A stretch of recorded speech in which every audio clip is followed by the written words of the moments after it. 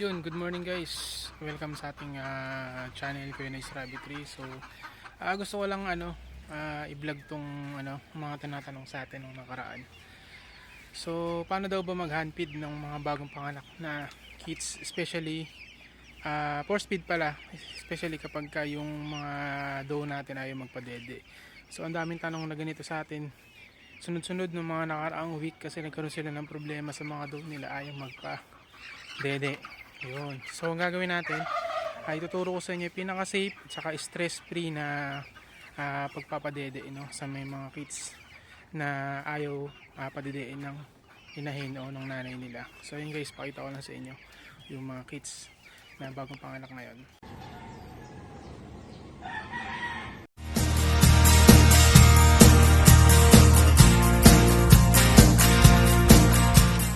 Guys, good morning. So, ito yung daw natin na bagong panganak. Ayan. Ayan o. Ito naman, nagpa-dede naman siya. Ayan. Okay naman yung mga kids na ito. Bale, 7 pieces. Kids. Tsaka, ako naman, pinadede niya naman. So, dun tayo nagkaroon ng problema sa isa. Puntahan natin yung isa. So, ito yung isang doe na nanganak, na hindi nagpa-dede. Ayan o, kita ko na. Ayan yung kids niya. Kita naman sa mga kids na hindi sila nakadede. So maninipis yung mga tiyan nila. Kahit sa malayo, kita na eh.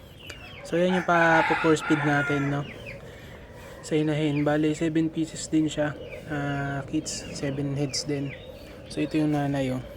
Turo ko sa inyo kung paano gagawin nyo kapag ayaw kasi kasuhin ng inahin. So yun guys. So yan guys, ito.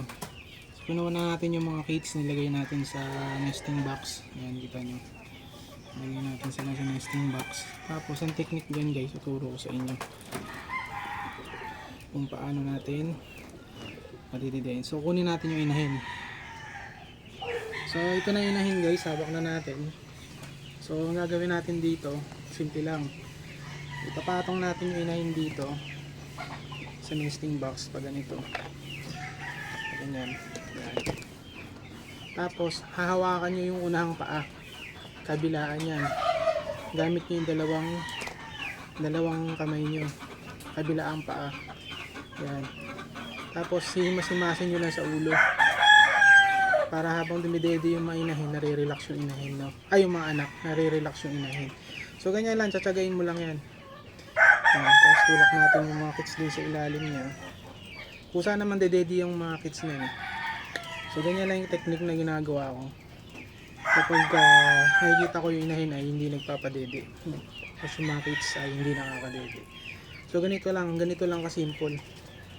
Hawakan nyo lang yung dalawang paa niya sa harapan gamit yung mga daliri nyo, tapos yung dalawang thumb nyo ihimas-himas nyo na sa ulo nyo. Ayan, ganyan lang. May mga times napapalag talaga yan kasi may ilang yan eh. Pero ganito lang talaga yung ginagawa ko. Mas less stress to kaysa dun sa hinahawakan pinadadapa. Pag pinadapa kasi hindi naman yung normal position ng nanay. Pag nagpapadede na i-stress yung inahin, pati inahin. So yung gatas niya hindi niya na ilalabas ng maayos. So sa ganitong paraan, mas madali niya maipapadede yung kids niya. Tsaka hindi kayo mahirapan. Kahit kayo lang mag-isa.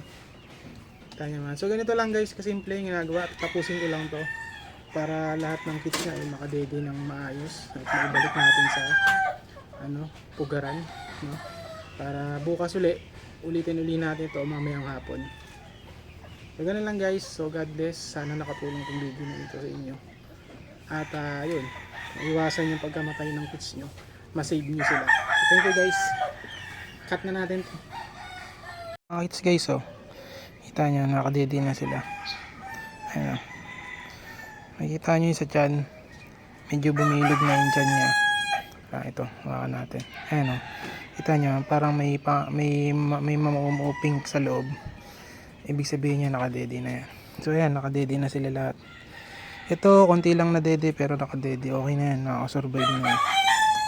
Pati ito, ayan kita nyo, merong maputi-puti sa loob. Ayan sa loob ng belly niya. Ibig sabihin yan, nakadede yan. So yan, ganun lang araw-araw gagawin natin hanggang sa kaya na nilang lumabas ng nest box. Kusa na silang hahabol sa nanay nila, hindi nyo na sila kailangang i-handfeed o 4 speed sa nanay, no? Kapag marunong na silang magsarili, hayaan na natin. So, ganun lang guys. God bless sa inyo. Thank you for watching. Share nyo rin yung video na to para mapanood din na iba na baguhan. Tsaka yung mga nag-aaral pa lang sa pagkukunayo. God bless sa inyo lahat. Happy Sunday po. Pagpalain nawa tayo ng Panginoon.